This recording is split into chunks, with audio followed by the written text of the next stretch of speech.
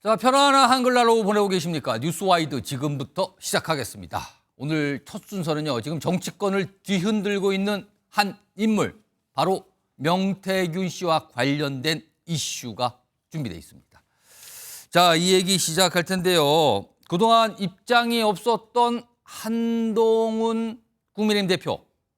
어제 오후에 글로 짧게 올리고요. 오늘 기자들의 질문을 통해서 입장을 짧게 한 번 더 냅니다. 그 목소리 좀 들어보죠. 정치 브로커에게 휘둘리는 것처럼 보이는 것, 국민들께서 한심하다고 생각하실 겁니다. 그 정치 브로커가 감히 자기에게 어쩌겠냐 이런 식의 말도 하던데요. 그게 말이 되는 소린가요? 이미 수사기관의 수사가 진행되는 것으로 알고 있는데요. 엄정하고 신속하게 수사해야 합니다. 어떻게 보면 뭐 원칙적인 얘기를 한 것 같죠. 아주 구체적으로 어떤 사항에 대해서 본인의 생각을 밝히기보다는 원칙적으로 뭐 이건 수사하면 되는 거 아닙니까? 이런 입장이 나왔는데요. 자, 그런데요. 이 명태균 씨 최근 여러 언론을 통해서 인터뷰 방식으로 여러 가지 주장과 입장을 내놓고 있죠. 근데 그중에서 가장 많은 사람들이 깜짝 놀랐던 이른바 하야 탄핵 발언. 근데요. 말을 바꾸네요. 화면 보겠습니다.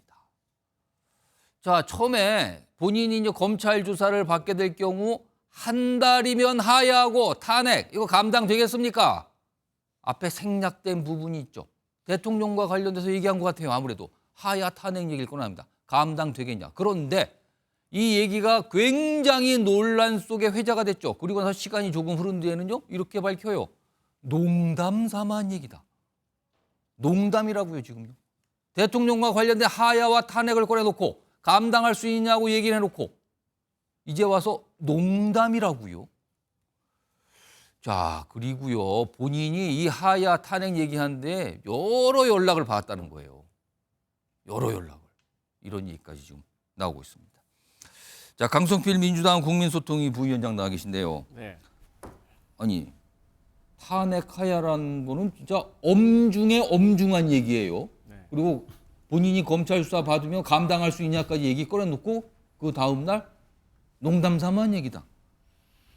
이거 무슨 상황으로 보십니까? 이게 뭐가 뭐 있는 겁니까? 아니면 겁이 난 겁니까? 왜 이러는 겁니까? 일단 기본적으로 명태균 씨의 개인적인 성품에 대해서 조금 조명을 해봐야 될 것 같습니다. 이분 기본적으로 좀 과시욕이 좀 있는 것 같고요. 약간의 허구성도 있는 것 같습니다.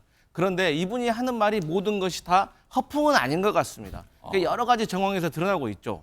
그런데 문제는 본인이 여러 가지 말을 쏟아내는데 되게 무서운 말들입니다. 사실 그중에 하나가 하야와 탄핵, 그리고 내가 만든 정권, 내가 무너뜨린다는데 이거 얼마나 어마어마한 말입니까? 이거 정치권 인사가 만약에 그런 얘기 잘못하면 큰일 납니다. 이건 일반인들이 하더라도 어떻게 보면 잡혀갈 수도 있는 얘기예요. 그런데 이분이 어떻게 이렇게 자신감을 가지고 이런 얘기를 할 수 있을까?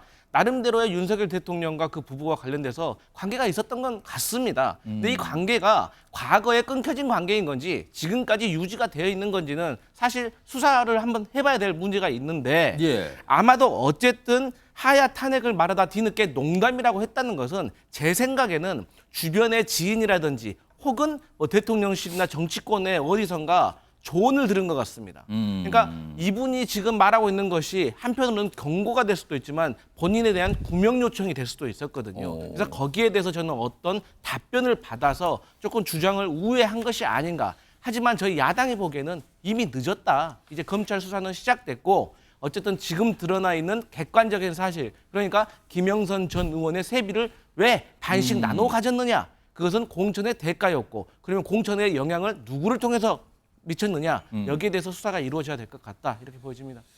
김철현 경일대 특임 교수님, 본인이 언론에 이제 하야 탄핵 이 발언을 꺼내놓은 이후에 그게 또 보도가 돼서 알려진 이후에 주변에서 연락을 많이 받았다 그래요.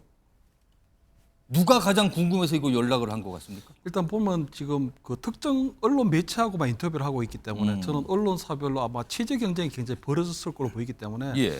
아마 정치부 출입 기자분들께서 가장 많이 일단 전화하셨을 기자들의 거고요. 연락이 일단 많았을 것 같고. 왜냐하면 이 명태균 씨 같은 경우에는 국민의힘 내부에서 그렇게 알려진 인물이 아니거든요. 그리고 본인도 얘기하시는 거 보면 지난 대선 캠프에서도 활동했지만 윤석열 대통령 어떤 후보였던 서초동 사저를 방문해서 예. 윤 대통령 부부가 직접적으로 어떤 보고를 하고 지시를 받았다는 거고 김종인 전 비대위원장 같은 경우는 본인에게는 아버지 같은 분이라고 하고 또 이준석 전 대표하고 어떤 친분이 있고 이번 전당대회 때 같은 경우에는 뭐 나경원, 원희룡 후보하고도 독대를 했다는 거거든요. 그렇기 때문에 국민의힘의 최상위층에 있는 분들하고의 어떤 개별적인 교류가 있기 때문에 예. 지금 명태균 씨가 얘기하고 있는 부분들을 국민의힘 인사 중에서 중재를 하거나 설득을 하거나 기자들 이외에 여당 인사들이 연락할 수도 그죠. 있는 거 명태균 아니냐? 씨하고 직접적으로 인연이 있거나 해서 이 부분에서 자초지종을 알아본다 할 수 있는 사람은 없는 걸로 보이거든요. 그렇기 때문에 저는 지금 명태균 씨가 자꾸 연락을 받았다고 하는데 그분들 중에 국민의힘 내부에서 굉장히 좀 중요한 직책이 있거나 아니면 우리가 알고 있는 중진 의원급은 아닐 것이다. 그렇기 때문에 저는 지금 이 부분에 있어서도 명태균 씨가 나름대로 자신에게 어떤 벌어지고 있는 상황에 대해 약간 과장하려고 하는 예. 굉장히 국민의힘에서 무언가를 또는 대통령실 인사가 무언가 자기를 설득을 하려고 하는 그런 제스처가 있다. 이런 것들을 조금 보이기 위한 그런 과장이나 이런 허풍이 좀 아닐까 이런 게 보입니다. 그러니까 어마어마한 얘기를 해놓고요. 시간이 지나서 하루 정도 지난 뒤에는 농담 삼아 한 거예요. 근데 그 사이에 본인이 연락 참 많이 받았다. 이게 무슨 관련이 있는 건가? 아니면 또 뭔가 과장해서 얘기하는 건가? 모르겠습니다만 이렇게 이어지고 있는 상황이에요. 자, 그러자 정치권 뭐 야당에서는 뭐 지대한 관심을 갖고 있고요. 여당 내에서는 이게 도대체 무슨 상황이 벌어지고 있나? 약간 우려 속에 바라보는 분위기인 거죠. 여야 목소리가 좀 나왔습니다. 여기에는 어떤 수사 얘기가 좀 나와요. 들어보시죠. 탄핵 이야기를 이 친구가 끄집어냈다는 것은 한마디로 검찰이 자기 손대면은 대통령 탄핵될 수밖에 없을 것이다. 그래도 나 손댈래 그 이야기인 거거든요. 무슨 뒷배경을 가지고 이렇게 큰 소리를 호언장담할 수 있느냐.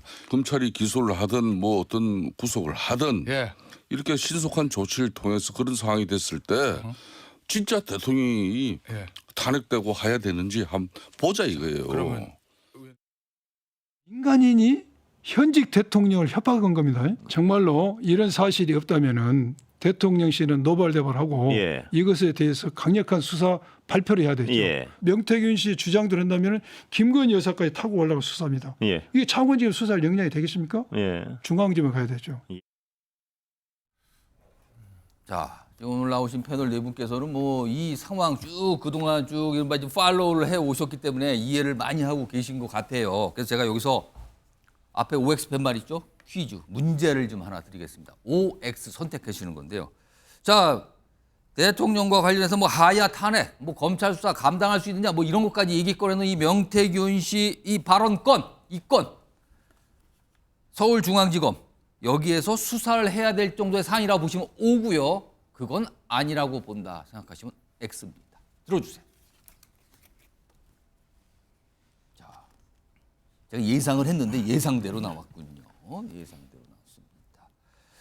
일단 그러면은 박상수 국민의힘 대변인은 이거는 뭐 서울중앙지검은 뭐 이 정도의 수사할 사안은 아닌 것 같다 이 발언. 그러니까 수사 사안이 아닌 것 같다 이렇게 보시는 것 같아요. 어떤 이유입니까? 그냥 명태균 씨 지금 수사하고 있습니다. 뭐 혐의가 창원지검이죠. 있으면 예. 수사를 할 수가 있는 거고요.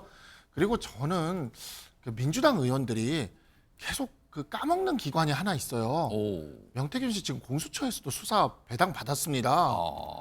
뭐 서울중앙지검만 수사력이 그렇게 뛰어나다고 생각할 게 아니라 약간 그렇게 보는 것 같아요. 예. 본인들이 만든 공수처, 예. 공수처에서 지금 수사 배당 받아서 하고 있어요. 그러니까 제발 공수처 좀 잊어먹지 말아달라 이런 의미에서 X를 쳤습니다. 저는 근데 명태균 씨 의혹이 나왔을 때 이제 우리가 그 절차법상 관할에 따라 수사가 이루어질 거고요. 예. 양분남 의원도 검찰 출신이기 때문에 관할을 잘 알고는 있을 겁니다. 그래서 중앙지검에서 수사할 사안이 있으면 그땐 또 중앙지검이 수사할 수도 있겠죠. 다만 뭐 창원지검은 수사 역량이 없으니 중앙지검으로 가야 된다. 아니 중앙지검보다 더 뛰어나다는 민주당의 공수처 그거를 잊어먹고 있는 것 같아서 그걸 좀 상기시켜 그럼 드리고 지금 싶습니다. 창원지검에서 뭔가 수사 중인데 거기서는 이런 거 이 사안도 다룰만 하다. 이건 그런 생각은 갖고 뭐 계신 현재 거예요? 정치자금법 위반 수사를 하고 있지 예. 않습니까? 그 정치자금법 위반은 창원지검도 수사할 수 있죠. 네, 그러니까 이 중앙지검이 수사할 만한 사안이 나오면 그때 그렇게 되는 것이다라는 생각이 듭니다. 저 이번에는 김종욱 전 청와대 행정관께서는 그러니까 이건 서울중앙지검 정도에서 아마 수사를 할 만한 사안이다라고 보시는 거네요. 아니 하야 탄핵 정도를 얘기를 하는 상황인데 지방지청에서 이걸 수사라고 말하는 게 마상식적으로 말이 됩니까? 그리고 구체성이 없으면 제가 이런 얘기 말씀 안 드리겠어요. 1년 동안요 총 여론조사 80회를 실시했고요. 자체 실시한 여론조사가 23회입니다. 예. 3억 6천만 원에 대한 정산 내역서를 가지고 이거 녹취로 나온 내용이에요. 가지고 올라갔다는 거예요. 돈 받으러. 누구한테 갔겠습니까? 대통령 내외 두 분 중에 한 분이겠죠? 예. 근데 돈을 못 받고 내려와가지고 창원의창으로 선거를 가라고 이런 얘기를 했다는 거잖아요. 말씀하신 것처럼 그럼 정치자금법 부정수수라고 하는 의혹이 등장하고 있는 거잖아요. 구체적인 내용들로. 공직선거법 위반 내용이 들어가 있는 거잖아요. 이거 수사하지 않으면 대통령이 과거에 뭐라고 말씀하셨습니까? 검찰총장 때? 살아있는 권력에게 훨씬 더 엄정하게 수사해야 된다면서요. 그러니까 자신들이 있을 때는 검찰의 권력을 위해서 엄정한 수사를 요청하다가 본인이 수사대상이 되니까는 그걸 안 한다라고 얘기하면 국민들이 신뢰할 수 있겠습니까? 저는 이 정도 상황이 나왔으면 오히려 대통령실이나 국민의힘이 진짜 엄정하게 수사를 해서 명명백백하게 밝히라고 말씀하시는 게 제가 볼 때는 대통령의 과거 발언이나 국민의힘이 계속 얘기하고 있는 공정과 정의에도 맞다고 생각합니다. 자, 이 명태균이란 인물을 놓고 최근에 대통령실과 정치권 인사들의 발언을 가만히 들어보면요. 아, 그분 뭐 만난 적은 있지만 별로 친하지 않고요. 그리고 소개받은 건데요. 그거 누가 소개해 줬는데요? 그때 처음 봤는데요. 이렇게 약간 거리를 두고 있으면서 다른 쪽과 친하다는 식으로 얘기를 하고 있습니다. 특히요. 이준석 의원도 그런 얘기를 하는 인물 중에 한 명인데요. 목소리 좀 들어보죠. 그 대통령실의 해명을 그냥 한 방에 제가 뒤집어 보자면요. 자, 저는 2022년 10월에 있었던 일, 11월에 있었던 일에 관해 가지고 네. 명태균 사장과 김건희 여사가 주고받은 메신저 대화를 본 적이 있습니다. 누가 그 명태균 사장을 저 내외에게 소개시켜줬는지는 이미 나와 있습니다. 예, 그렇기 때문에 뭐 아무리 말씀하셔도 예. 그러니까 이런 이제 뭐 굳이 해명하려면 이런 거겠죠.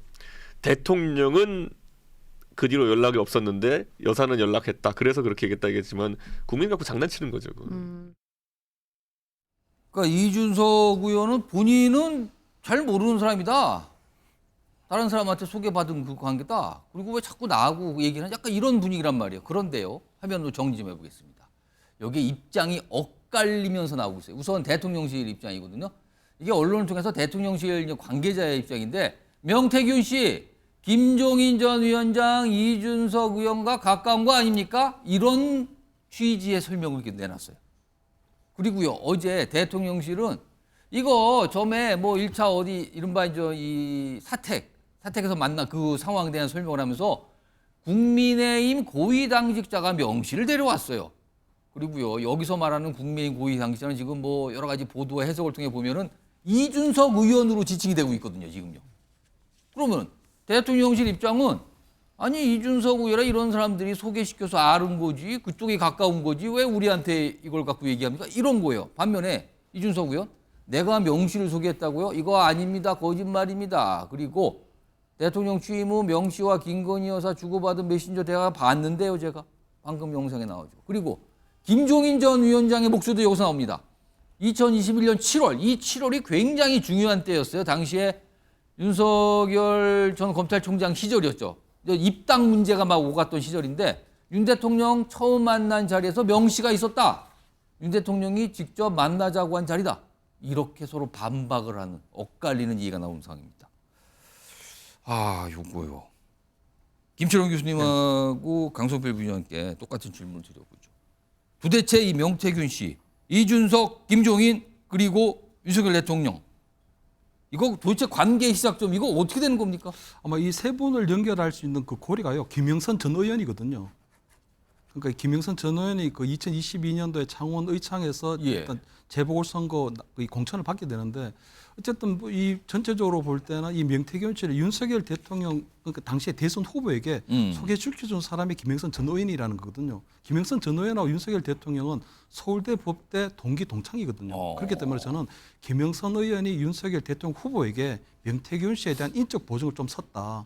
그리고 그 김영선 의원을 통해서 이준석 전 대표도 만났다는 거거든요. 그러니까 김영선 전 의원이 윤석열 대선 후보와 이준석 당 대표를 연결시켜주는 인적 보증한 이 명태균 씨를 실질적으로 보증하게 된 사람이 김영선 전 의원이기 때문에 아마 김영선 전 의원 같은 경우는 거의 4선급의 당내 중진 의원이기 때문에 윤석열 대통령 그때 당시 대선 후보든 이준석 대표든 굉장히 이 좀 신뢰를 갖고 만났을 것 같고요.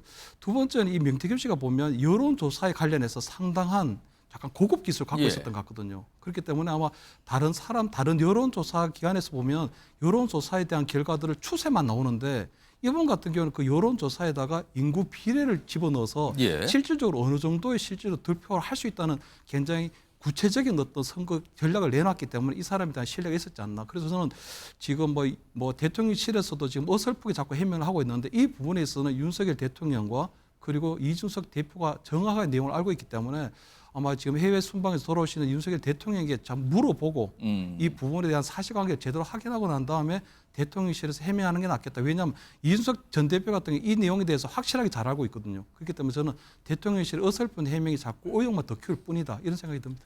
그러니까 이 명태균 씨라는 인물이 무슨 공식적인 직함을 맡은 적이 없는 인물이거든요. 근데 본인이 주장한 바에 따르면 엄청난 역할을 했다고 자꾸 얘기하는 거예요.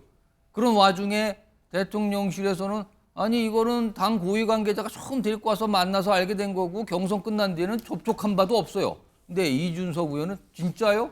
한번 얘기해 볼까요? 이렇게 상황이 대치되고 있습니다. 강성필 부위원장, 이게 무슨 상황입니까? 그러니까 명태균 씨 입장에서는 이준석은 미래의 지도자, 그다음에 김종인은 아버지 같은 사람, 그리고 윤석열 대통령은 고객 같은 사람. 그러니까 저는 나름대로 장르가 다르다고 생각을 합니다.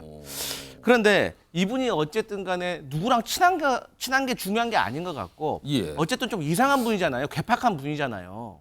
그러면 보통 우리가 주변에 괴팍하신 분들을 보면 괴팍한 점이 한두 가지가 아닙니다. 한 가지 이상하다고 우리가 괴팍하다고 안 합니다. 예. 그러면 이분이 어쨌든 김영선 전 의원과의 세비를 반으로 나눌 정도의 어떤 불합리한 정황이 있기 때문에 저는 이분의 어떤 이런 논란이 더 몇 가지가 있을 거라고 생각을 합니다.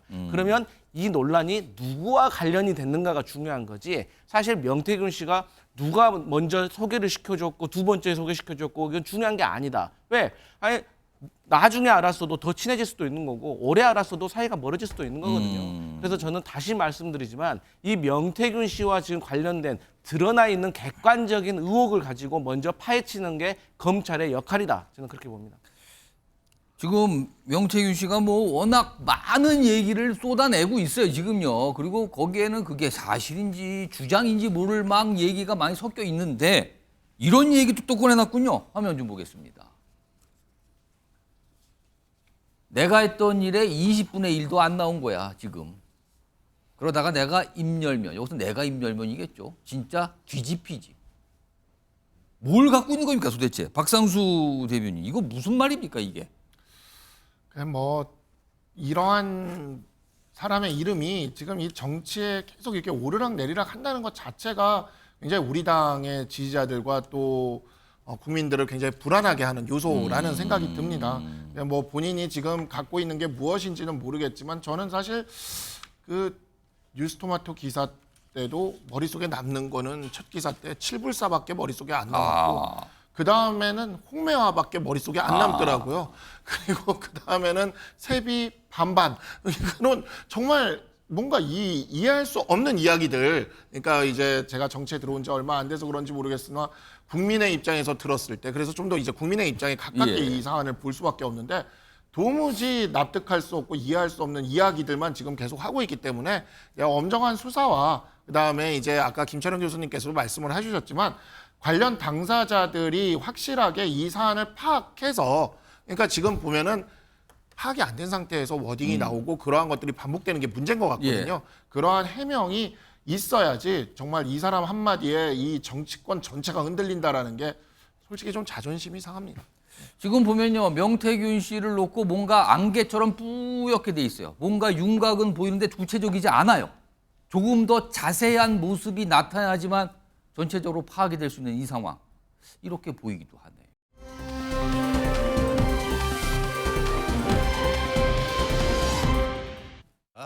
검찰이 김건희 여사 기소를 하면은 오히려 당의 부담이 줄어든다. 왜냐하면 그 이후 야당은 또 김건희 여사 특검법을 발의할 거 아닙니까? 근데 방어할 수 있는 명분과 논리가 생긴다. 아니 검찰이 재판에 넘겨서 기소까지 했는데 무슨 또 특검을 김종욱 장관. 지금 신주호 부총장 얘기대로 검찰이 도이치모터스 이거 관련해서 김건희 여사 기소한다. 이게 그러면 지금 신주호 부총장은 당의 부담이 줄어든다는 건데 그게 줄어드는 걸까요? 아니면 오히려 이게 자충수나 야당의 빌미가 되는 걸까요? 이거 어떻게 판단하십니까? 제가 볼 때는 한동훈 당 대표에게는 하나의 틈이 만들어졌다고 보는 측면이 있었겠죠. 말씀하신 것처럼 검찰이 기소하지 않았을 경우 예. 명품백 문제와 마찬가지로 검찰은 대통령 부인에 대해서는 성역처럼 수사하지 않을 수밖에 없다라고 하는 여론의 반등이 있을 수밖에 없기 때문에 검찰을 압박하는 측면들의 내용들이 있는 것이고요. 예. 지금 최근 상황을 보게 되면 도이치모터스 주가 조작 문제와 관련해서 증거가 너무 많이 나오고 있어요. 실제로. 재판부가 재판을 했는데 소위 예를 들면 지금 거기 안에 기소가 안 돼 있는 대통령 부인을 제외하고 나머지는 다 유죄를 받고 있습니다. 그다음에 그 내용 중에서 대통령 부인의 계좌 같은 경우 주가 조작에 활용이 됐다라고 이미 재판 판결 내용에 나와 있는 것이고요. 그다음에 검찰 스스로가 자기들이 진술서 받은 내용에 보면 BP 패밀리라 그래가지고 블랙펄 인베스트먼트에 대해서 주가 조작의 핵심적인 5인방 중에 한 명으로 대통령 부인을 언급했다라는 내용들이 나오고 있죠. 뭐 이런 여러 가지 상황들을 보게 되면 대통령 부인의 도이치모터스 주가 조작 문제를 수사하지 않게 된다면 제가 볼 때는 국민의힘과 대통령에 대해서 밀릴 수밖에 없는 상황이다. 제가 볼 때 이런 상황들을 활용해서 저는 친한계에 있는 정치인들이 소위 검찰과 대통령실을 좀 압박하는 거라고 보는 거죠. 그 압박을 통해서 나름대로 이니셔티브를 확보하려고 하는 측면으로 보인다. 하지만 이게 그야말로 정치적인 이니셔티브 확보라면 저는 이건 오히려 한계가 있을 거라 생각이 드는 거예요. 진짜 사실을 밝혀야 된다라고 하는 소위 한종훈 대표가 맨날 얘기하는 민심에 익어야 된다. 안 그렇고 인센티브를 확보하려고 하는 정쟁의 수단으로 활용한다면 저는 오히려 당내에서도 고립될 수 있는 가능성도 있을 거라는 생각이 들기도 합니다. 김철영 교수님. 네. 그러니까 신주호 부총장이 꺼낸 지금 저 얘기, 저게 만약에 실현이 된다면 당의 부담을 덜어주는, 당에 도움을 주는 건가, 아니면 오히려 자충수가 될 건가, 어떻게 보십니까? 저는 신주호 전 의원의 발언이 정말 대단히 부적절하거든요. 신주호 전 의원이 지금 국민의힘의 당직이 뭐냐면 전략기획부총장입니다. 예, 전략. 그 이름에서 나온 것처럼 얼마나 이게 핵심 중에 핵심 당직이거든요. 근데 지금 그분이 나와서 지금 영부인에 대해서 지금 기소를 하라는 거잖아요. 그럼 이렇게 되면 민주당이나 이재명 대표에 대해서 그동안 어떻게 하냐면은 민주당이나 이재명 대표가 어떤 수사에 관여할 목적으로 검사 탄핵도 하고 검사 탄핵에 대한 청원도 발의하고 이런 상황인데 그러면 국민의힘에서도 결국은 검찰의 어떤 증거나 법리에 따르지 않고 그냥 이게 당의 부담이 되니까 집권당의 부담이 되니까 그리고 앞으로 김건희 여사에 대한 특검안을 조금 부담을 줄이기 위해서는 대통령 부인에 대한 기소를 하라는 걸로 해서 이건 수사에 관여하게 되는 상황이 되거든요. 그런 부분은 굉장히 좀 부적절하고 두 번째는 그럼 기소를 하면 그럼 해법이 되느냐? 저는 그렇지 않다고 생각하는 게 지금 친한계 일부에서도 보면 계속적으로 대통령 부인의 어떤 공개 사과를 얘기하고 있는데 공개로 사과하면 진정성 있는 사과를 하라고 얘기가 나올 거고요. 그렇게 되면 결국 특검을 수용하는 것이 진정한 사과라는 걸로 결론될 것이고 두 번째는 지금 보이치 사건에 대해서 증거와 법리에 의지하지 않고 그냥 기소를 하게 되면 결국은 검찰 포토라인에 대통령 부인이 서게 되는 상황이 되거든요. 그러면 증거나 법리는 부족한데 무조건적으로 기소를 하게 되면 그러면 김건희 여사에 대한 공개적인 망신 주기가 되고 모욕 주기가 되는 거거든요. 그래서 저는 지금 신주호 지금 이 부총장이 굉장히 유튜브에도 나와서 얼마 전에도 보면 저분이 지금 국민의힘 핵심 당직을 맡고 있는 분인지 아니면 극우 유튜버인지 구분이 지금 안 되는 상황이거든요. 얼마 전에도 보면 본인이 운영하는 유튜브 채널에 나와서 싸대기 발언을 했잖아요. 그러면 한동훈 대표가 지금 이 부분에 있어서는 김대남 녹취록에 마찬가지로 이 부분에 감찰을 지시하거나 아니면 신주호 부총장을 불러서 굉장히 공개적으로 엄청 경고를 해야 되는 상황인데 한동훈 대표가 지금 아무것도 하지 않는 상황이거든요. 그러다 보니까 신주호 부총장이 마치 한동훈 대표의 입장을 공개적으로 이런 데 나와서 밝히는 것처럼 하고 있기 때문에 한동훈 대표가 지금 그런 입장인지 아니면 최근에 한동훈 대표가 원외 당협위원장 모였을 때 보면 이제는 선택의 시간이 다가오고 있고 민심을 따를 것이라고 얘기했기 때문에 자꾸 저렇게 친한계 측근 인사를 통해서 빙빙 돌리지 말고 본인이 이 부분에 대해서 어떻게 할 것인지 분명한 입장을 이제 밝혀야 된다. 자꾸 저는 신주호 전 이 부총장에 대해서 나름대로 한동훈 대표가 나름대로 어떤 감찰이든 아니면 진상이든 나름대로 조치를 빨리 취해야 된다. 이런 말씀 드립니다. 지금 이 상황, 그러니까 김건희 여사 문제와 관련해서 한동훈 대표가 어젠가요, 최근인가요? 입장을 살짝 밝힌 게 있어요. 화면으로 좀 정리해 보죠. 있습니다. 내가 물러나지 않고 앞장섰다. 이 얘기도 참 많이 얘기가 됐죠. 이게 지난 6일 친한계 인사들과의 만찬회동 때 이렇게 했다고 믿고 따라달라는 거예요. 그리고요 또 있어요. 7일 원내 당협위원장과 비공개 토론에서 이렇게 얘기했대요. 선택의 시간이 다가오고 있다. 선택해야 한다면 민심을 딸 것이다. 이거 듣기에 따라서 굉장히 여러 가지 해석을 낳고 있어요. 그런데요, 오늘 한동훈 대표 부산 일정이 있었습니다. 그중 재보궐선거 관련된 일정인데요. 여기서 질문받고 뭔가 아주 구체적인 얘기를 꺼내놓습니다. 들어보시죠. 친한계 의원님들 쪽에서 김건희 여사께서 활동을 좀 자제했으면 좋겠다는 뉘앙스로 발언을 하셨다는 보도들이 좀 나오고 있거든요. 저도 그렇게 생각합니다. 제 어떤 의원들이 뭐라고 말했는지는 전 몰랐는데요. 저도 그게 필요하다고 생각합니다. 박상수 국민의힘 대변인, 이거 이 발언이요. 자제 이걸 꺼내놓은 거예요? 나도 그렇게 생각한다.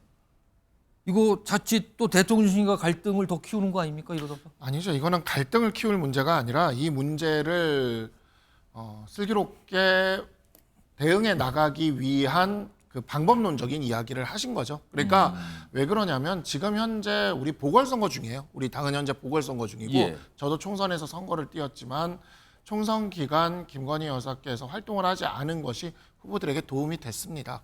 그 부분은 분명히 있어요. 그러니까 김건희 여사에 대해서 사과를 요구하는 목소리들도 있지만 이건 제 개인적인 생각이긴 한데 사과를 아무리 해봐야 민주당이 원하는 수준의 사과라는 건 불가능합니다. 왜냐하면 민주당이 억지를 부리는 게 너무나 많기 때문에 거기까지 사과를 할 수는 없는 거예요. 그런데 또 지금 계속 새로운 형태의 의혹들이 나오고 있는데 사과 한 번 했다고 그다음 또 사과해라 또 사과해라 이런 것도 불가능한 거죠. 그렇다고 해서 김건희 여사가 어떤 행동을 아무 일도 없다는 듯이 하게 되면 이러한 것들이 두 개가 시너지가 나서 더더욱 이 국민적인 반응이 커지는 사태가 벌어지게 됩니다. 그래서 저는 개인적으로는 저는 이제 말보다 행동이 필요하다라는 생각을 하고 있고 그런 점에서 지금 또 보궐선거 기간이기도 하니까 공개 활동에 대해서 조금 자제를 하고 그 다음에 이제 그러한 부분에 있어서 제2부서 설치나 이런 것들 행동으로서 보여주는 게 필요하지 않겠냐라고 저도 오늘 아침에 라디오 나가서 얘기를 했었는데 근데 또 한동훈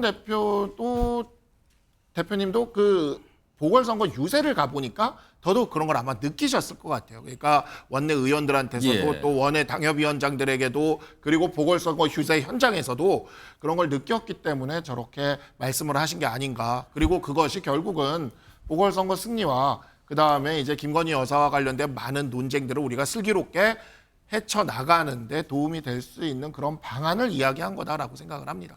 김종욱 위원장관. 지금 이런 얘기, 사실은 윤석열 대통령과의 약간 거리감이 있는 관계, 이른바 윤한 갈등에 표현되는 그 상황에서 또 한 번 이런 얘기가 나온 거거든요. 이렇게 되면은 한동훈 대표가 그토록 원하는 윤석열 대통령과의 독대, 이게 이루어지겠습니까 지금? 그러니까 근데 일단 민주당 억지라고 말씀하지 마시고요. 모든 분란의 원인을 용산과 국힘에서 나오고 있는 상황이잖아요. 그럼 야당이 가만히 있습니까? 국민들이 지금 되게 지금 분노하고 있고 지금 아주 곤혹스러운 상황인데. 알겠습니다. 일단 기본적으로요. 당대표가 이런 발언 쉽게 하시면 안 됩니다. 지금 오늘 한동훈 대표의 발언. 뭔가 중요한 정책 결단을 하는 것처럼 비치잖아요. 매번 그랬단 말이에요. 그러니까 용산이 뭐라 그러냐면 뭘 하겠다는 거야? 정확히 얘기를 해. 카드를 내밀었다가 그 사실이 무마가 되면 거기서 싸우는 게 아니라 다시 발을 뒤로 빼고 이랬었잖아요. 그래서 이 정도 상황이면 저 같으면 해석을 이렇게 하는 거예요. 하나는 뭐냐면 결별할 결심이 섰나?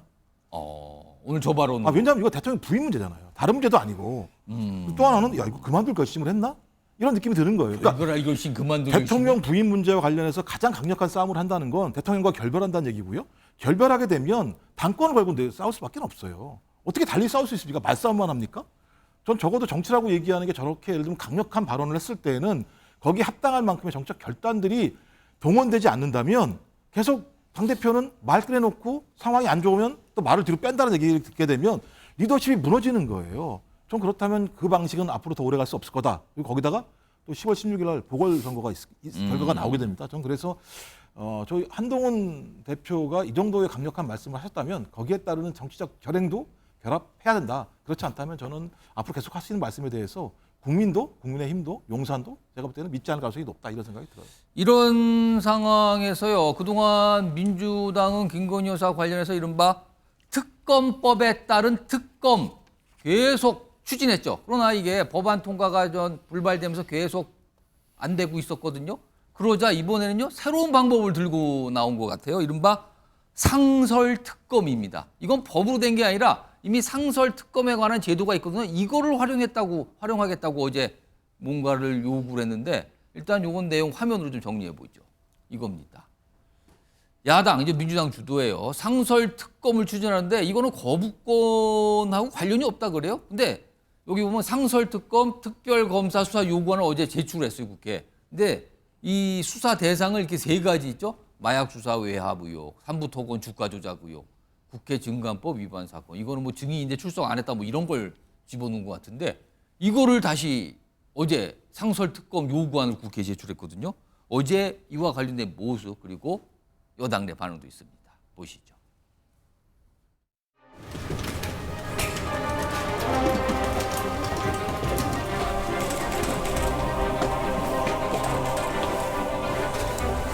대통령의 이해충돌 문제를 해결하기 위한 입법적 조치들이라고 보시면 좋을 것 같습니다. 사실 대통령이 지금 거부권을 행사하는 것은 이해충돌의 전형적인 모습이야. 규칙 개정이라는 꼼수를 동원해서 상설 특검까지 추진한다고 합니다. 첫째도 정쟁, 둘째도 정쟁, 오로지 정쟁에만 혈안이 된 특검 중독입니다. 결국 야당이 수사권과 기소권을 독점하겠다는 것입니다.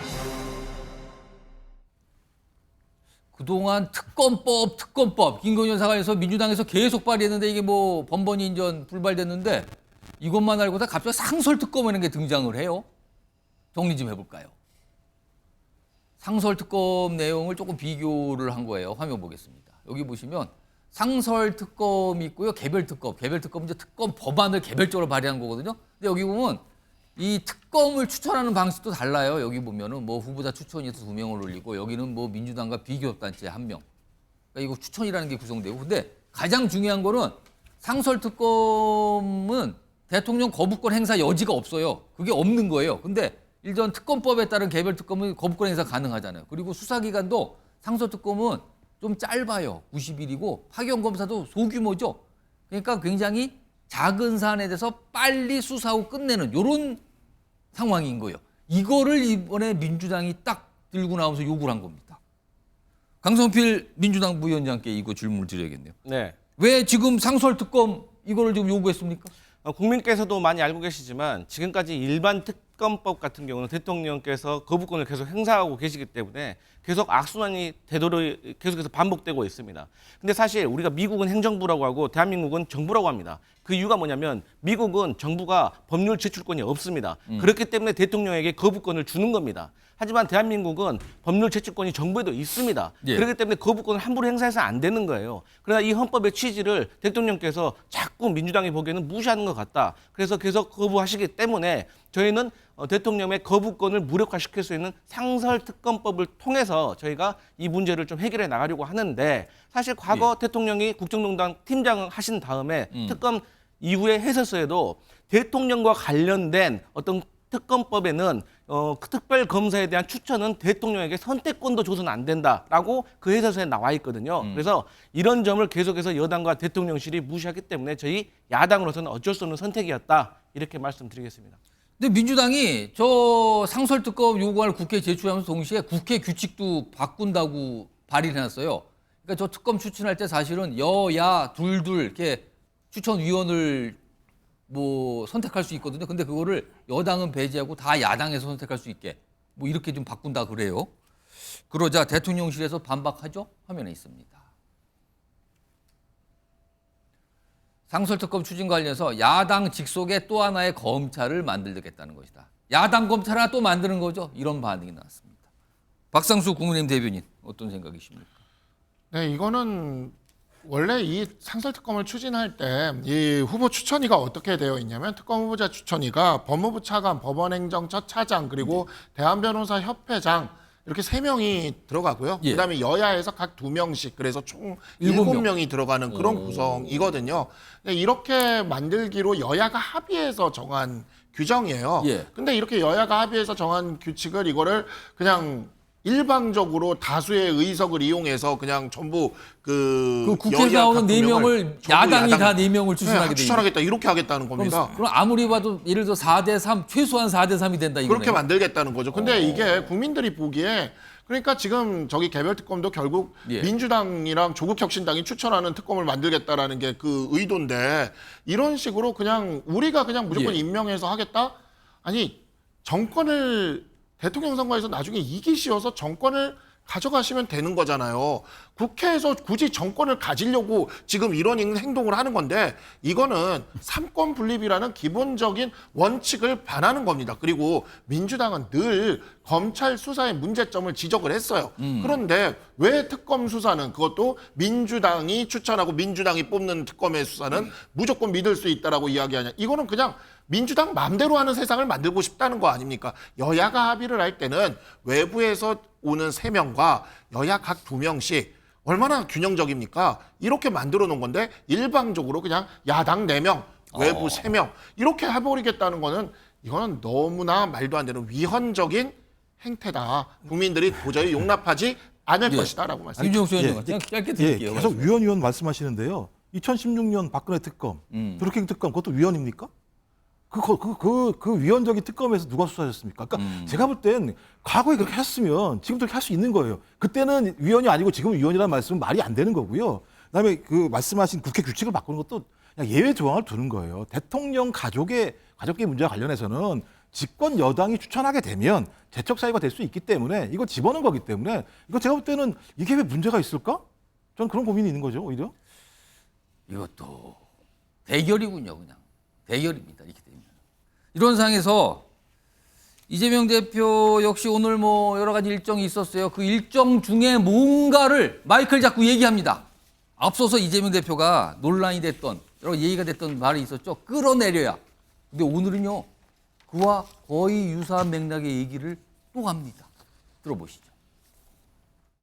임기 안에도 도저히 못 견디겠다. 그러면 도중에도 그만두게 하는 게 바로 개인 민주주의 아닙니까, 여러분? 이 당연한 얘기를 했더니 도둑이 재발절이도 하고 이상하게 해석하는 사람들이 있어요. 부처 눈에는 부처만 보이는 거고 돼지 눈에는 돼지만 보여요. 저는 탄핵 얘기할 일 없잖아요. 자기들끼리 막 탄핵 얘기해요. 나는 안 했어요, 분명히. 어떤 말을 했을 때 모든 사람이 똑같이 해석하면 그 해석이 맞는 겁니다. 그런 거 우겨봐야 좀 구질구질하지 않습니까? 말씀해놓고 잘못한 말씀이면 또 인정할 건 인정하고 툭툭 털어버리시는 게 이재명 대표님 다운 거 아닐까 생각합니다. 그게 무슨 뜻인지를 우리 모두 알았잖아요. 그게 아니라고 하면 당황스럽죠. 김철욱 교수님. 네. 그러니까 끌어내려야 이 얘기했던 이재명 대표 오늘은 그만두게 하는 거 이런 얘기를 했네요. 어떻게 들으셨어요? 어쨌든 본인은 이거 모두 일반 국민들께서 들을 때는 이거는 대통령에 대한 탄핵을 암시한다고 봐야 되는 거거든요. 근데 본인은 계속 아니라고 하잖아요. 그렇게 되면 사실 그 민주당 내에서 보면은 지금 뭐 탄핵 모임도 만들고 그리고 어떤 의원은 국회 내에서 탄핵의 밤 행사까지 주관한 마당인데 이렇게 뭐 이재명 대표 같은 경우 상당히 비겁한 거죠.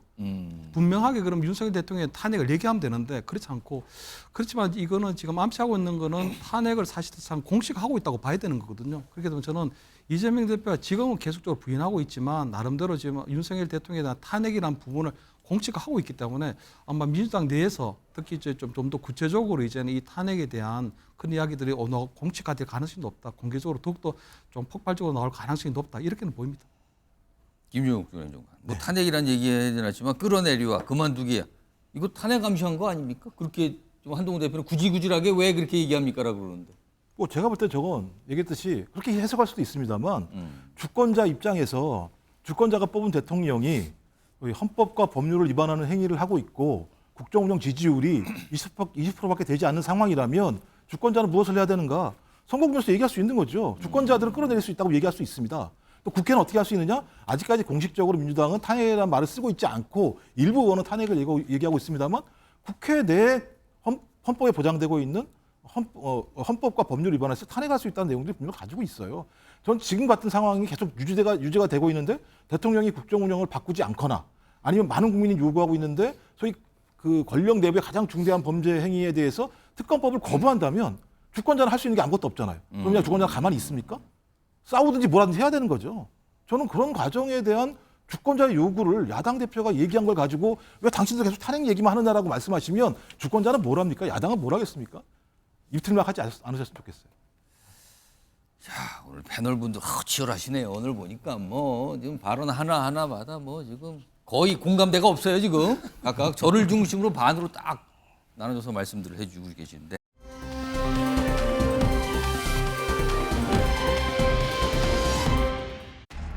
이 부분을 이제 라디 그릴이라고 해서 요거는 또 이렇게 또 일단 대통령님이시지만 동일하게 신원 확인해서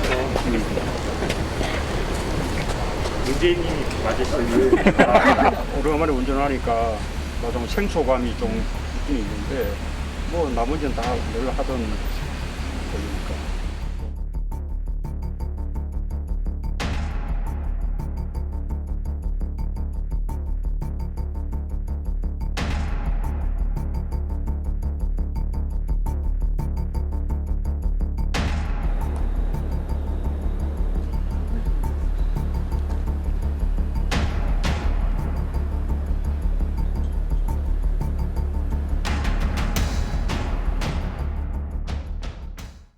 자, 음주운전 사고를 냈죠. 그리고 여러 가지 모습들이 지금 뭐 CCTV 참 많이 남아 있는데 지금 일단 파출소 그 당시 이제 사고 났을 당시에 뭐 음주 검사도 하고 파출소에서 이제 기초적인 조사는 끝냈지만 이제 경찰서에 나와서 구체적인 조사 받아야 되잖아요. 근데 아직까지 뭐 소식이 없어요. 화면 좀 보겠습니다. 지금 보시면 경찰 출석 이제 언제 하는 건가? 당일 현장에서 음주 측정했고 인근 파출소 임의동행의 신원 확인이 기회가 된 상태예요. 그럼 더 추가 조사인데. 이 경찰 쪽 관계자 얘기인데 통상적으로 음주 측정과 신분 사고 개요 확인이 귀가하고 나중에 기일 잡아서 불러서 조사한다 이렇게 돼 있습니다. 지금 용산 경찰서로 지금 조사를 받을 거라 이렇게 알려지면서 며칠째 지금 취재진들이 거기서 기다리고 있어요. 지금 영상 좀 볼까요? 오늘 영상입니다. 지금 사흘째입니까? 계속 기다리고 있어요. 언제 오나? 오면은 볼 수는 있나? 지금 이런 거예요. 지금 상황이요. 경찰 출석 일정 조율 중이라는 설명만 나오는데 혹시 지금 뭐 소문에 따르면은 뭐 오늘은 아니냐 이 소문이 매일 나와요 지금 오늘이라고 모르겠어요 언젠지는. 근데 아무튼 오늘도 좀 이렇게 기다리고 있습니다. 자, 박상수 대변인께서 이제 법조인이시니까 경찰 소환 조사가 지금 아직 이루어지지 않았거든요. 이거 통상적입니까? 아니면 뭐 이 정도입니까? 아니면 늦어진 겁니까 이거는? 지금 뭐 너무 증거가 뚜렷하고 신원도 확실하기 때문에 예. 일반적으로 그리고 또 우리 문재인 정부, 민주당 정부에서 형사 사법 절차에 이런 피의자를 위한 피의자의 인권을 위한 이런 개혁들을 워낙 많이 해서 과거에는 이런 정도의 큰 사건이면 포토라인에 세워가지고 이렇게 하는 경우들도 많이 있었는데 그러한 부분들도 이제는 다 자제하고 사라지게 되고 또 피의자의 이와 같이 신원이 확실하고 이런 경우에는 그런 사정을 다 고려해 줍니다. 그래서 그런 협의를 해주기 때문에 정말 뭐 심하게 한 달 이상 막 이렇게 안 나타나고 그러지 않으면 그냥 이렇게 한 1, 2주 정도는 이렇게 잡아주기도 합니다. 이러한 지점들이 있어서 사실 기다리고 있는 기자분들이 굉장히 안타깝다는 생각이 들기는 하는데 제가 변호사로 좀 말씀을 드리고 싶은 게 만약에 변호사가 되셨다고 생각하시면 그러니까 변호를 한다고 생각하시면 뭘 좀 파악하고 뭘 좀 물어보고 싶으세요? 지금 경찰도 지금 취재진이 매일 가서 저렇게 있으면은 굉장히 경찰도 지금 힘들어요, 사실. 부담스럽지 않을까요? 네, 너무 부담스러울 겁니다. 매일같이 기자들이 전화가 올 거고 지금 거의 일을 못할 지경일 거거든요. 그러니까 지금 이러한 경우들은 너무 지금 증거도 확실하잖아요. 그리고 부정할 수가 없어요. 모든 게 다 정해져 뭐 지금 화면으로 다 남아 있고 그래요. 네, 다 남아 있어요. 조사는 길지 않습니다. 길어봐야 1시간 반 정도만 하면 끝나는 정도기 때문에 그냥 빨리 나오셔서 충분히 반성하고 그냥 죄를 충분히 인정하고 그냥 그렇게 해서 선처를 호소하는 것이 현재로서는 최선의 변론 전략이다 지금. 예, 근데 너무 계속 이렇게 끌면 물론 이제 굉장히 혼란스럽고 그런 점들이 있긴 하겠지만 이 피의자의 인권을 위해서 우리가 최대한 배려를 해주고는 있지만 너무 끌수록 경찰 입장에서는 수사기관 입장에서는 이게 굉장히 부담스럽고 이렇게 되면 이게 하나 맞을 것도 2대 맞을 수 있고 2대 맞을 것도 4대 맞을 수 있는 상황이 펼쳐지거든요. 그래서 좀 그냥 빨리 나오셔서 안 나올 수는 없습니다. 예. 안 나오면 강제로라도 나오게 하기 때문에 안 나올 수는 없으니까 빨리 나오셔서 조사를 받으시는 게 좋겠다라고 말씀드리겠습니다. 일단 뭐 오늘도 경찰서 앞에서는 취재진들이 기다리고 있어요 지금. 오늘도 뭐 글쎄요 오늘인지 벌써 이게 4일과 5일에 걸쳐서 일어난 일이니까 벌써 한 나흘이 되는군요 지금요. 자 이런 가운데 문다혜 씨가 운전했던 그 자동차 지금 그 경차 그리고 과거에 운전했던 또 다른 차가 얘기가 나오는데 무슨 과태료 얘기가 참 많이 나와요 지금요. 화면 좀 보겠습니다. 일단 이 화면을 좀 보시면서 김철원 교수님 이게 과태료가 일단 최소 11번이요 지금 차가 2대가 나와요. 이거 어떻게 된 겁니까 지금? 일단 이번에 음주 사고를 낸 차량이 캐스파라는 차량이고요. 예. 그 앞에 이제 몰았던 차량이 소렌토인데. 그거 좀 큰 건데. 그건 좀 재밌는 게 이 둘 다를 아버지 문재인 전 대통령으로부터 받았다는 겁니다. 그 원래는 처음에는 문재인 전 대통령이 운전했던 그렇습니다. 그러니까 이게 지금 최근에 보면 그 사위 특혜 취업과 관련해서도 보면 문재인 전 대통령이 결혼한 문다혜 씨 가족에 대해 생활비도 주고 김정수 여사는 또 5천만이라는 현금 또 보내주고 이랬는데 결혼 차량도 2대 다 받았다는 거거든요. 근데 저 차량 2대를 받고 난 다음에 최소 11번의 과태료가 부과됐는데 이 과태료가 부과된 게 보면 결국 교통법규를 위반한 거거든요. 뭐 주정차 위반, 신호 위반, 속도 위반 굉장히 뭐 이런 다채롭습니다. 보면 신호도 위반하고 속도도 위반하고 주정차 위반, 버스 전용 차로 위반. 이거는 그냥 웬만한 교통법규는 다 위반한 거예요. 11번이나 위반을 그래서 그러니까 이건 어떻게 보면 교통법규 위반의 거의 상습범이에요. 상습범. 근데 보면 교통법규를 위반하게 되면은 거기에 따른 과태료를 내야 되는데 과태료도 또 다 체납을 해버려요. 그래서 뭐 압류 얘기가 있던데요. 그러니까 계속적으로 저 독촉장을 보내는데 그걸 내지 않으니까 결국 이 차량에 대한 압류를 해서 결국 운행도 못하게 된 그런 상황이 벌어진 거거든요. 거기다 이번에 막 음주운전까지 했기 때문에 정말 저는 언뜻 떠오른 말이 정말 좀 가지가지 한다. 정말 가지가지 한다, 여러 가지 한다 이런 생각이 드는데 저는 문재인 전 대통령이 보면 딸 문다혜 씨에 대해서 보면 좀 아픈 손가락이라는 표현을 한 적이 있었거든요. 근데 저는 지금 문다혜 씨는 문재인 전 대통령에게는 아픈 손가락일지 모르지만 지금 문다혜 씨가 음주운전을 통해서 보여준 것들에 대해서는 국민들도 아프다. 문다혜 씨가 아픈 게 아니고 지금 국민들이 아프다. 이 부분에 대해서 문재인 전 대통령도 나름대로의 입장 표명이 있어야 되지 않을까 이렇게 보입니다. 지금 차량이 2대 나오는데 그 경차는 문재인 전 대통령이 처음에 구입해서 운전하다가 문다혜 씨에게 양도가 돼서 그렇게 해서 이번에 사고가 난 거고요. 그 전에 조금 더 큰 차는 문재인 전 대통령이 운전하다가 문다혜 씨에게로 소유가 되다가 다시 문재인 대통령한테 갔다. 뭐 이런 얘기까지 나오고 있는 상황이에요. 그 사이에 과태료가 지금 최소 11건이나 된다. 그리고 뭐 압류도 있었다. 압류 조치도. 강성필 부위원장? 네. 아니 보통 한두 차례 교통법규 위반해서 이 과태료 딱지 받으면 다부터 보통 도심하지 않아요? 이 11건이나 되고 특히 뭐 압류까지 됐다는 거 이거 어떻게 봐야 됩니까? 이거? 일단 객관적으로 좀 설명을 드리면 첫 번째로 거주지가 좀 불분명하고 본인이 차량을 운행하는 데하고 거주지하고 다르면은 사실 과태료 고지서를 못 받았을 수도 있습니다. 그렇죠. 최근에는 과태료 고지서를 와이퍼에 끼워 넣는 경우도 있지만 단속 차량을 촬영하고 가버리게 되면은 자신의 본적지로 가기 때문에 거기에 대해서 조금 착오가 있을 수가 있고 하지만 11차례나 어쨌든 과태료가 있었다는 것은 사실 보기 좋은 모습은 분명히 아닌 것 같습니다. 이게 많은 분들이 그렇게 좀 많은가요? 과태료 받는 경우. 근데 이제 뭐 사람마다 다르겠지만 이 과태료의 액수도 저는 중요하다고 봅니다. 11번이지만 과태료의 액수가 작으면 통상적으로 뭐 몰아놨다가 나중에 매매할 때는 반드시 이걸 해결을 해야 되거든요. 그렇게 해서 이제 매매할 때 정산을 하기도 하지만 근데 이 압류까지 지금 들어갔다는 게 나오잖아요. 지금. 그렇기 때문에 보기 좋지 않다는 것을 인정해야 될 것 같습니다. 하지만 뭐 어떤 사정이 있는지 확인 좀 해봐야 될 듯하다 이런 말씀 드리겠습니다. 살짝만 말씀드리면 이파인이라는 사이트가 있고 과태료 고지는 요즘에 문자로도 들어가고요. 이파인이라는 사이트에 가서 핸드폰으로 본인 인증하면 바로 그냥 거기서 내버릴 수가 있습니다. 내버릴 수 있어요. 신경을 좀 안 쓴 건가요, 그럼? 그러니까 뭐 그냥 진짜 온라인으로 쇼핑하듯이 그냥 과태료를 낼 수가 있는 아주 편리한 세상. 편하게 돼 있는데. 네. 근데 안 된 거네. 그래서 안 낸 겁니다. 네. 참 여러 가지 약간 파생 관심사인가요? 뭐 많은 분들이 이 과태료 얘기도 참 많이 하시더군요. 오늘도 그렇더군요. 아무튼 그렇습니다. 지금요. 뭐 많은 분들이 조금 뭡니까 지금 이렇게 보시고.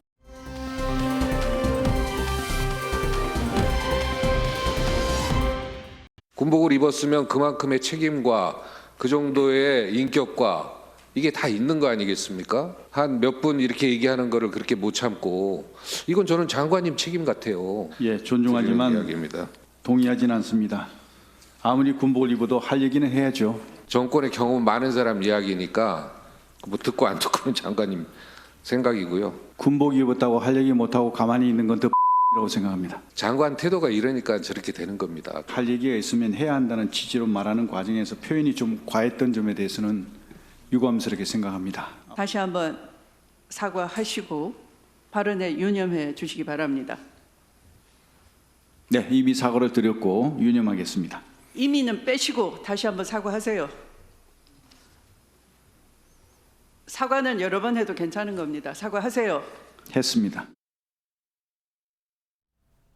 대단한 신경전입니다. 장관과 야당 의원들. 그리고요.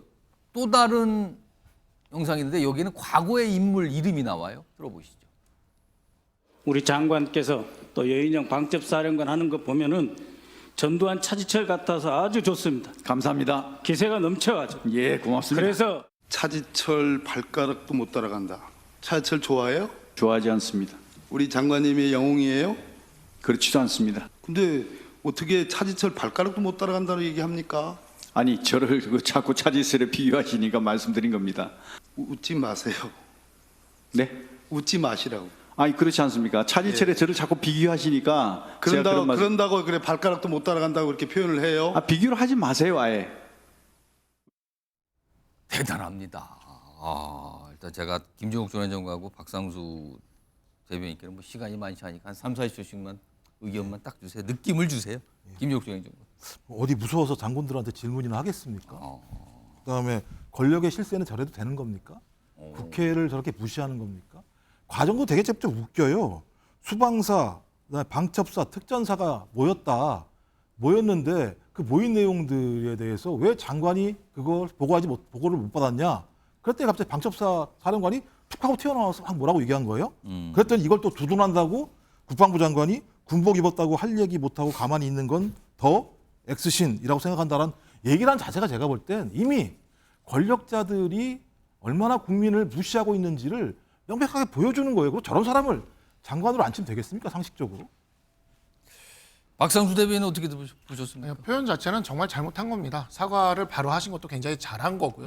다만 틈만 나면 민주주의 선거로서 공정하고 정당하게 선출된 정부의 장관들에게 군부 독재 시절에 어떤 그 이름들을 계속 덮어씌우려고 하는 것, 저는 참 민주당의 그 의도도 바람직하지 않다는 생각이 들고, 50 청산한 거는 김대중 대통령도 노무현 대통령도 아니고 우리 당의 김영삼 대통령이었습니다. 우리 당의 DNA에는 민주화의 DNA가 있어요. 그런데 끊임없이 그 이미지를 여기다가 씌우려고 노력하는 그러한 태도부터 좀 반성을 해야 되지 않을까 싶습니다. 그 부분은 아직 사과도 안 하셨어요. 알겠습니다. 아유, 두 분도 치열하시네요. 보니까 뭐 만만치 않군요. 어제 국정감사 모습과 비교해 봐도요.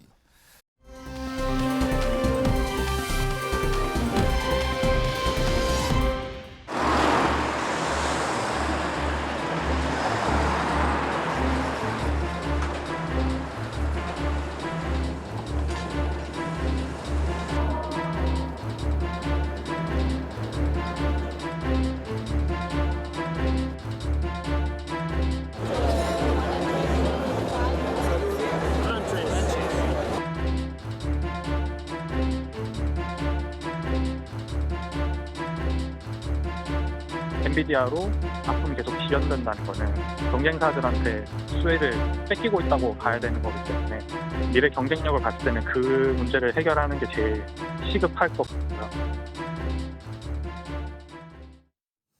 자, 삼성전자 우리나라의 대표 기업이죠. 그리고 많은 분들이 삼성전자 주식에 투자도 하고 계십니다. 이런 상황에서 삼성전자가 어제 사과문을 냈습니다. 죄송하다는 거죠.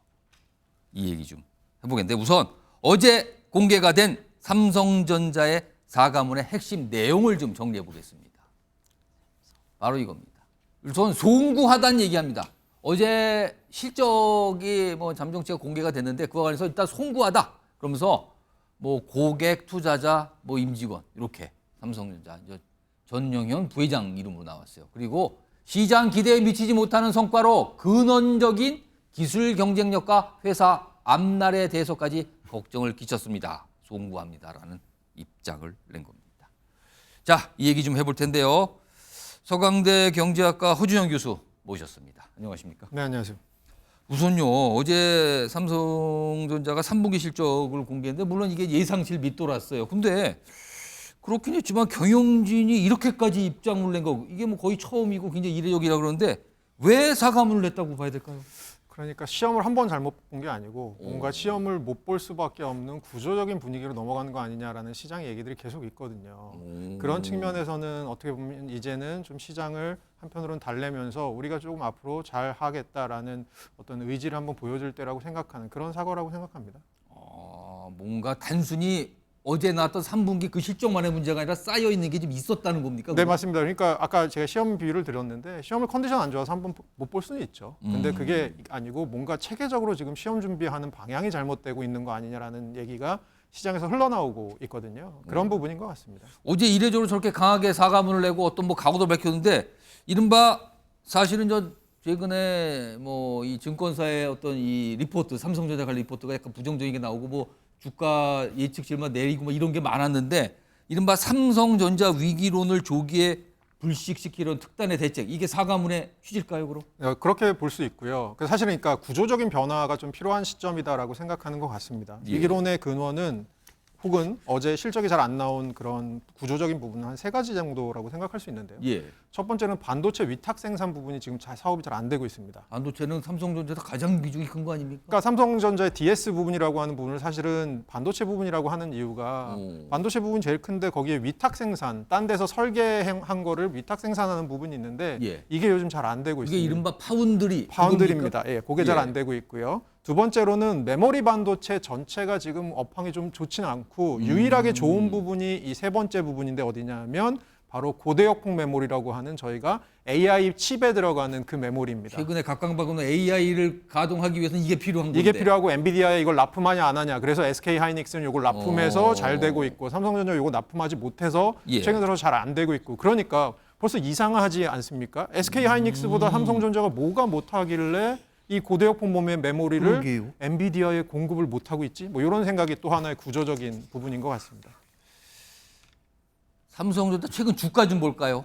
이게 이제 주가 얘기부터 나오죠. 사실은 많은 분들이 삼성전자 얘기하면 일단 한눈에 한번 봐주세요. 이게 지난 이제 6월부터 쭉 최근 몇 달 사이인데 뭐 88,800원 고점을 찍은 뒤에 쭉 내려가서 지금 63,300원. 아 많이 내려갔네요. 한가 얼마 전까지 뭐 10만 원까지 갈 수 있다 그러던데 오늘 지금 패널 두 분 남아 계신데요. 제가 그냥 간단하게 그냥 예 아니요로 답해 주시면 좋겠습니다. 김철원 교수님하고 강성필 위원장 삼성전자 주식 갖고 계세요? 우선 김철원 교수님? 저는 안 갖고 있습니다. 팔았어요? 팔았습니다. 최근에 파셨습니까? 그러니까 얼마 전에 팔았습니다. X가에 들면서 말씀하신 얼마 전에 파셨어요? 왜 파셨어요? 일단은 계속적으로 하락 추세 좀 있었고요. 그리고 이제 그때 되면 워낙 이제 올 때 샀던 매입 가격보다는 많이 떨어졌기 때문에 손해 보셨네요. 예, 손해 보고 팔았습니다. 강성필 부위원장 갖고 계세요? 저는 앞으로 매수를 할 예정입니다. 갖고 계신데 더 산다고? 없어서 매수를 할 예정입니다. 없습니까? 네, 저 삼성이 이제 저가를 찍었다고 생각합니다. 이제 사실 의향이 생기시. 네. 여기는 파셨다는데 여기는 사신다고요? 네. 완전히 지금 이른바 증권사와는 뷰가 달라요. 지금 저 두 분은 완전 워낙 삼성전자 투자하신 분이 많잖아요. 그래서 이제 두 분도 아마 이런 한 분은 고민 끝에 파셨고 한 분은 고민 끝에 사겠다. 완전 다른데요. 허준영 교수님. 네. 10만 원까지 갈 수 있다는 전망도 있었어요, 네. 사실은. 근데 지금 주가 부진한데 이게 단순히 실적만으로는 아까 잠깐 얘기했잖아요. 근본적인 약간의 그런 의문이 드는 상황이 된 겁니까, 그러면? 그러니까 메모리 반도체는 사이클이 있습니다. 그러니까 지금 사이클 약간 후반부로 가고 있어서 메모리 예. 반도체는 이미 PC나 스마트폰 쪽에 들어간 메모리 반도체는 이미 포화 상태라는 얘기가 있습니다. 그러면 삼성전자가 잘 되려면 뭐가 잘 풀려야 되느냐? 아까 말씀드린 대로 AI 칩에 들어가는 그 고대역폭 메모리라고 하는 부분이 잘 돼야 됩니다. 그런데 이게 잘 된다는 게 어떤 기준이냐? 예. 엔비디아가 지금 그 업계를 주도하고 있지 그렇습니다. 않습니까? 이 엔비디아에 납품을 하느냐 안 하느냐가 굉장히 중요합니다. 그게 확정이 돼야 된다. 네, 그러니까 이거를 엔비디아 퀄이라고 해요. 퀄 시험이잖아요. 그러니까 엔비디아 시험을 통과를 해야 됩니다. 근데 아직 통과를 못한 거죠. 그래서 지금 강성필 부위원장 말씀하신 지금이 저점이라고 생각합니다라고 하시는 분들의 아주 많은 분들이 조만간 그래도 퀄 통과할 거다. 그래서 무섭게 치고 올라갈 거다라고 하시는 생각도 조금 계신 것 같습니다. 지금 삼성전자 하면은요, 이제 주식이나 이런 거 하시는 분은 이렇게 설명해요. 삼성전자는 4개 파트가 있다, 분야가. 반도체, 스마트폰, 디스플레이, 가전, 이게 큰 축인데 반도체 비중이 역시 제일 크고 이번에도 역시 실적이 반도체 부분이 좀 부진했던 거 아니냐 이상보다 이런 얘기인데, 근데 이제 반도체 지금 설명하셨어요. 근데 이른바 뭐 아까 말한 그 HBM 이런 거 첨단 부분은 지금 대만 TSMC나 SK에 약간 밀리는 거 아니냐. 네. 그리고 범용인, 그동안 삼성을 잘했던 이 범용은 또 중국에 추격당하는 거 아니냐. 이런 얘기가 나온다면서요. 네, 거기다가 뭐 스마트폰까지도 중국에 추격을 당하고 있으니까 화웨이나 이런 부분이 있잖아요. 그러니까 그런 부분에 있어서 삼성전자의 경쟁력은 결국은 그 고대역폭 메모리가 잘 풀려야 되는데 이게 공정상 이게 SK랑 삼성이랑 공정이 다릅니다. 이 고대역폭 메모리가 뭐냐고 잠깐 말씀드리면 예. 저희 경부고속도로 막히면 어떡하죠? 지하를 뚫어서 1층 만들고 지하를 또 뚫어서 2층 만들면 차가 뚫리죠. 예. 그 고대역폭 메모리가 뭐냐면 그렇게 반도체를 여러 개 쌓는 겁니다. 오. 쌓아서 데이터가 빨리 왔다 갔다 하게 만들어주는 게 고대역폭 메모리이거든요. 근데 그 데이터를 쌓는 그 반도체 칩을 쌓는 방식이 SK 방식은 좀 발열이 덜 나고요. 삼성 거는 발열이 좀 더 납니다. 그래서 요거를 공정 자체를 근본적으로 바꾸거나 이 발열 문제를 해결하지 않으면 콜 테스트가 힘들다라는 얘기들이 조금 근원적인 부분인 것 같습니다. 어제 공개가 됐던 이 매출과 영업이 3분기 그거 좀 볼까요? 뭐 전분기와 좀 비교된 그림이 좀 있어요. 보시면 매출은 늘어나고 있어요, 분기별로. 근데 이제 이익률이 작년 하반기 때 참 안 좋았는데 올해 좋고 2분기 때 뭐 이게 10조. 근데 요번에 9조 정도인데 이게 예상치보다 좀 낮았다. 이러면서 이제 주가가 막 휘청하고 여러 가지 나온 건데 이런 반응이 나온 거예요, 지금 이런 상황에서. 근데 김철영 교수님, 네. 삼성전자가 사실 우리 경제에서는 엄청난 비중 아닙니까? 그게 절대적입니다. 절대적이라고 할 수 있는 게요. 지금 작년에 수출액 중에 5분의 1, 한 20% 정도를 차지하고 있거든요. 그래서 보면 작년에 보면은 한 830조 정도의 수출이 이루어졌는데 삼성이 150조 정도. 삼성만으로도. 그럼 삼성전자가 삼성그룹 전체를 말씀하시는 그렇습니다. 그러니까 이제 삼성그룹에서 보면 뭐 반도체, 스마트폰, 전자가 제일 가전 이런 비중도 것들이 크죠. 크고, 예.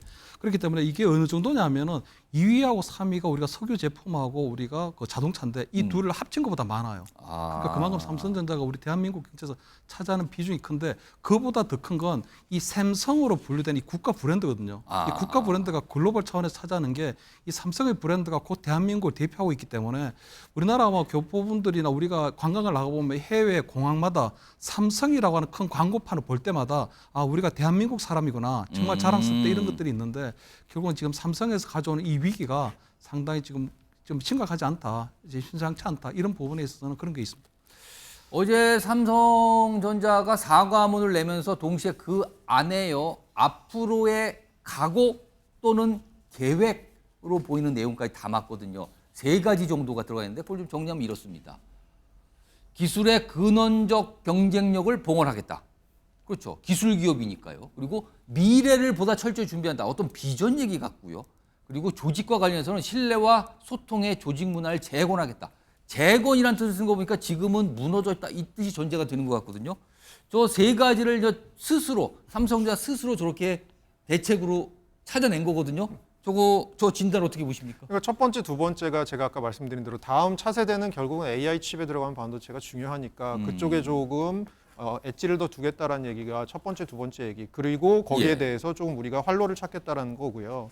세 번째 얘기는 사실은 삼성이 예전에 미래 전략실이 굉장히 컸었고 거기가 컨트롤 타워 역할을 했었잖아요. 근데 그게 이제 어떤 이유로 이게 이제 폐지가 되고 그 후로 사업 지원 TF라고 하는 것이 지금 전체 그룹사를 관장을 하고 있는데 이 부분에 지금 그 부분장을 하시는 분께서 사실 재무통이시고요. 그래서 어떻게 보면 기술통과 재무통 중에 재무통 쪽이셔서 아무래도 좀 비용 절감이나 여러 가지 이런 것들을 지금 신경을 많이 쓰셨다고 합니다. 그런 측면에서는 우리가 이익을 늘리는 방법이 조금 덜 써도 이익을 늘릴 수 있는 거잖아요. 하지만 그것보다는 근원적으로 더 좋은 걸 만들어내는 더 좋은 걸 게 만들고 근본적인 그리고 직원들에게 더 좋은 복지를 대우하고 이런 것들을 통해서 활로를 모색하는 게 전공법이 아니냐라는 얘기인 것 같습니다. 김철영 교수님, 사실 삼성전자 하면은 이게 93년에 이른바 이제 프랑크푸르트 선언 그리고 그 몇 년 뒤에 이른바 핸드폰 화형식 이런 거 기억나잖아요. 그때 무슨 결기나 이런 결단이었거든요. 이번에 어떻게 좀 보십니까?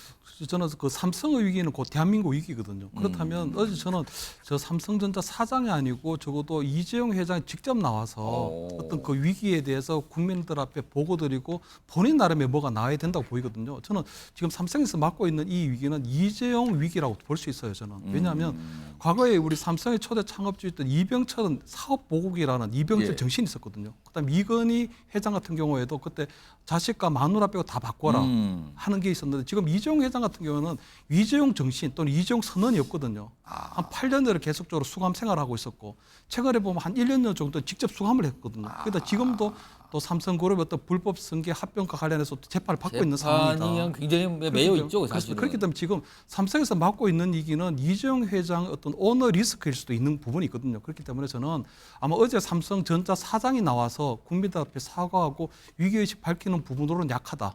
그래서 지금 저는 조만간에 이재용 회장이 직접 나와서 삼성을 앞으로 어떻게 재건할 것인가에 대한 구체적인 로드맵과 아니면 이재용 선언 또는 이재용 정신이 하나는 나와줘야 된다. 그게 없다면 제가 볼 때는 굉장히 조금 이 삼성에서 맡고 있는 위기를 근본적으로 타개 나가는 것은 좀 한계가 있지 않을까 이렇게 보입니다.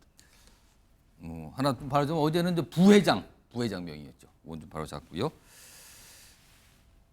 경제 얘기잖아요. 삼성전자 나온 김에 이제 물가 얘기 초금에 좀 심상치 않다는 얘기 많이 나오는데 어제 국정감사장에서도 이 물가 얘기 특히 뭐 배추가 등장하고 뭐 이런 게 많았어요. 일단 그 모습부터 좀 확인해 보겠습니다. 우리 추석 때 배추 한 포기가 배추 한 포기가 이게 지금 얼마인 것 같아요? 이게 어제 산 거거든요. 제가 정부에서도 예측을 잘못한 것 같아요. 지금 6,000원대 2,000원이나 더 올랐다는 것은 추석 지나고 나면 중고랭지 배추가 출하가 많이 될 거다라고 여겼는데 너무 이례적인 고민이라. 수급 안정 대책을 통해서 10월 하순에는 좀 소비자들 분들께서 그 내림세를 체감할 수 있도록 그렇게 준비를 하도록 하겠습니다. 자, 강승길 부위원장, 요즘에 뭐 장보기 겁난다고 말씀하시는 분 많던데 체감하십니까 좀? 예, 저도 체감을 합니다. 그래서 마트 가서 장 보는 것보다 그냥 밖에 나가서 사 먹는 게 더 싸게 느껴질 때가 많습니다. 그래서 어쨌든 정부의 실력은 경제, 국방예보, 국내 정치 세 가지인데 그 중에서도 으뜸이 경제거든요. 뭐 여러 가지 국내외적인 사건이 많이 있고 우리만 힘든 건 아닙니다. 하지만 이미 예측되어 있는 거기 때문에 여기에 대해서 정부가 예정되어 있는 위기에 대해서는 좀 관리를 좀 소홀히 한 것이 아닌가 그런 생각해 봅니다. 물가가 진짜 직접적으로 와닿는 민생이죠, 사실은요. 많은 분들이 이제 물가 이게 꽤 됐어요, 물가 얘기한 지가. 구준현 교수님, 지금 뭐 우리나라도 그렇지만 뭐 다른 나라도 물가 너무 많이 올랐다. 특히 뭐 미국은 뭐 말도 못한다는 얘기 참 많이 나오는데 지금 물가 상황은 정부가 정말 손쓰기 어려운 상황입니까? 그러니까 물가는 이미 이번 달에 1.6%까지 지난달 기준으로 내려왔고요. 물가 상승률은. 근데 저희가 조금 물가 상승률이 뭐냐면 작년 동월에 비해서 몇 퍼센트 올랐냐잖아요. 근데 저희는 그렇게 물가 상승률을 체감하지 않고 내가 4년 전에 한 3년 전에 여기 이 식당에서 이거 먹었을 때 얼마였는데 지금 이게 12,000원이 됐네. 이런 걸 갖고 물가를 그게 체감을. 이제 이른바 이제 실제 체감하는 물가란 체감 말이에요. 물가는 사실 스노우볼인 거죠. 이게 쌓인 거죠. 그래서 이미 그동안 물가가 굉장히 많이 오른 것도 사실이고요. 그러니까 물가 상승률 자체는 내려와 있습니다. 근데 한국은행은 무엇을 타겟하냐? 물가 상승률을 보고 정책을 하잖아요. 그런 측면에서는 한국은행이 물가에 대한 부담은 덜었다라는 것도 어떻게 보면 역설적이지만 사실입니다. 김초영 교수님, 물가 느끼세요? 진짜 요새 다니고 어디 이게 워낙 뭐 소비를 좀 하시다 보면 워낙 생필품 워낙 비싸니까요. 특히 배추 같은 경우에는 김치 만드는 주 재료잖아요. 우리나라 국민들 같은 경우에는 김치 없이 못 살거든요. 한 끼를 먹을 때마다 항상 김치 올라야 되는데 저 배추값이 너무 고공행진을 하다 보니까 주부들의 어떤 장바구니 물가가 정말 이 체감할 수 요만한 배추에 뭐 10,000원 넘게 가격이 매기고 그러니까 뭐 살 때마다 이제 손에 말이에요, 떨리니까 못 사게 되는 상황이 되는데 저는 이 배추나 이런 것들에 대해서 정부가 기본적인 생필품에 대한 거, 기본적인 농수 산물에 대한 부분에 있어서는 예측이라든가 이 공급 부분이라든가 이런 부분들에 좀 더 신경 써야 되지 않을까 이렇게 보이고요. 지금 아마 금리를 내린다는 얘기가 있는데 저렇게 되면 지금 현재가 일어나고 있는 부분이 공급 부족에 따른 인플레이션이기 때문에 만약 금리를 내리게 되면 저런 부분들이 다시 또 돈이 풀리기 때문에 다시 또 이 배추값이 2만 원에서 2만 1,000원, 2만 5천 원 올라갈 수 있는 상황이 될 수도 있거든요. 그렇기 때문에 그런 부분에 있어서 금융당국이 금리 인하나 이런 여러 가지 정책을 펼치는 데 있어서 좀 신중했으면 좋겠다 이런 말씀드립니다. 금리 얘기 좀 해볼까요, 허준영 교수님? 사실은 저 다른 나라도 금리를 내린 나라가 꽤 많아요. 근데 우리나라는 아직까지 동결 상태를 쭉 끌고 왔거든요. 오는 11일 한국은행 이제 금통위 여기에서 이제 금리 기준금리 결정을 하는데 일단 이거 어떻게 될 것 같습니까? 그러니까 내수를 보면 내려야 되고요. 그런데 한국은행은 금융안정을 신경을 쓰니까 가계부채 같은 걸 봐야 되잖아요. 근데 사실 7월, 8월에 가계부채 증가세가 심상치 않았단 말이죠. 우리나라 같은 경우는 가계부채 70%가 주담대로 가니까 그러면 가계부채가 늘면 그게 결국 뭐를 상승시키냐? 수도권 지방의 지역의 주택가격 상승시키잖아요. 그렇습니다. 그러니까 이것들을 또 느끼면 불안해지시고 실수요자들이 이런 문제들이 생기잖아요. 그래서 한국은행이 생각하기에는 지금 토끼 두 마리가 돌은 하나인데 토끼 두 마리가 반대로 뛰는 상황입니다. 그럼 어떻게 합니까 그러면은? 그러면 둘 중에 하나를 맞춰야 먼저 맞추고 나머지를 잡아야 되는 거고 예. 그리고 그 토끼 중에 한 마리는 내 돌로 안 맞추고 옆 사람 돌로 맞춰도 되는 거죠. 그게 뭐냐? 예. 집값이라는 건 금리만의 함수가 아니잖아요.